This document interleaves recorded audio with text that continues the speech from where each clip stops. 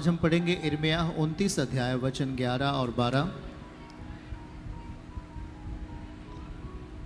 आप इसे ध्यान पूर्वक सुनेंगे। यिर्मयाह 29 अध्याय 11 और 12। और वह वचन ऐसा लिखा है, क्योंकि यहोवा की यह वाणी है कि जो कल्पनाएं मैं तुम्हारे विषय में करता हूँ उन्हें मैं जानता हूँ। वे हानि की नहीं वरन कुशल की हैं, और अंत में तुम्हारी आशा पूरी होगी। आमीन। हाँ, दोनों हाथ उठा के बोलिए, अंत में हमारी आशा पूरी होगी। प्रभु जो हमारे विषय में कल्पना करता है वो हानि की परंतु लाभ की कल्पना करता है, कुशल की कल्पना करता है। आमीन बोलिए। जैसे मनुष्य भी सोचता है, कल्पना करता है, मेरे जीवन के विषय में ये होना चाहिए, मेरे जीवन के विषय में ये होना चाहिए, ये हो जाए तो अच्छा है, ये हो जाए तो अच्छा है। वैसे आपका परमेश्वर भी हमारे आपके लिए सोचता है। आमीन। अब सोचिए जरा कि सर्वशक्तिमान परमेश्वर हमारे लिए सोचता है, बहुत बड़ी चीज़ है। क्यों सोचता है? क्योंकि हम उसकी संतान हैं। आमीन। क्या है? आपने गवाहियां सुनी कि नहीं सुनी? पहली गवाही सुनी कि नहीं सुनी? छोटी गवाही थी क्या?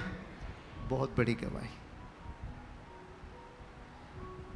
हमारे साथ इस पद को फिर से पढ़िए, फिर से पढ़िएगा। क्योंकि परमेश्वर की वाणी यह है कि जो कल्पनाएं मैं तुम्हारे विषय में करता हूँ उन्हें मैं जानता हूँ। वे हानि की नहीं वरन कुशल की हैं, और अंत में हमारी आशा पूरी होगी। अंत में किसकी आशा पूरी होगी? हमारी आशा पूरी होगी। करना क्या है? उसके नीचे का आयत पढ़िए, 12 आयत। करना क्या है? तब उस समय तुम मुझको पुकारोगे। हम लोग किसको पुकार रहे हैं? दिन हो या रात किसको बुला रहे हैं? तुम उसको पुकारोगे और आकर मुझसे प्रार्थना करोगे। आप आकर क्या कर रहे हैं? आकर मुझसे प्रार्थना करोगे और मैं तुम्हारी सुनूंगा। ये मैं नहीं बोल रहा। कौन बोल रहे हैं? ये मैं नहीं कह रहा। कौन कह रहा है? यीशु कह रहा है कि तुम उस टाइम में, दुख में, पीड़ा में, समस्याओं में, जब आपकी जिंदगी में कुछ भी आनंद नहीं है, शांति नहीं है, तो प्रभु कहता है कि तुम उस समय आकर मेरे सामने तुम मुझे पुकारोगे और आकर मुझसे प्रार्थना करोगे और मैं तुम्हारी सुनूंगा। आमीन। इस बात पे भरोसा है कि नहीं? हम उसे बुला रहे हैं कि नहीं बुला रहे हैं? क्यों बुला रहे हैं? क्योंकि वही हमें क्या कर सकता है? हमारी कल्पनाओं को पूरा कर सकता है, हमारी सोच को पूरा कर सकता है। आमीन। सही है कि नहीं?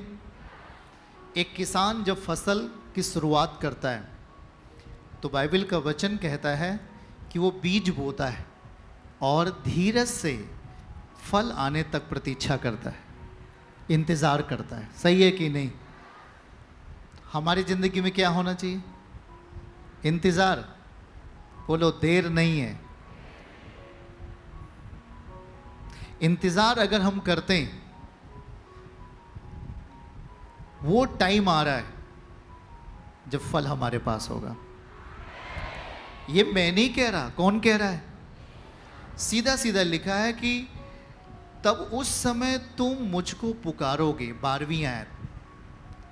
उससे प्रार्थना करोगे मन से, उससे प्रार्थना करोगे संपूर्ण हृदय से, और आकर मुझसे प्रार्थना करोगे और मैं तुम्हारी सुनूंगा। आमीन। और उसके आगे क्या कहता है प्रभु? कहते हैं तुम मुझे ढूंढोगे और पाओगे भी। आमीन। कितने लोग प्रभु को ढूंढने आए हैं? पाना चाहते हैं कि नहीं? वो आपको ढूंढ लिया है, परंतु हम उसे अपने जीवन में वर्तमान दशा में रखने के लिए उसके वचन के पास आए हैं कि नहीं? तो लिखा है कि तुम मुझे ढूंढोगे और पाओगे भी, क्योंकि तुम अपने संपूर्ण मन से मेरे पास आओगे। आमीन। पड़ोसी को बोलो, संपूर्ण मन से। कैसे आना है? आप समझ रहे हैं कि नहीं?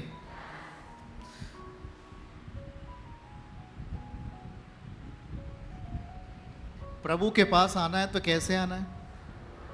संपूर्ण मन से।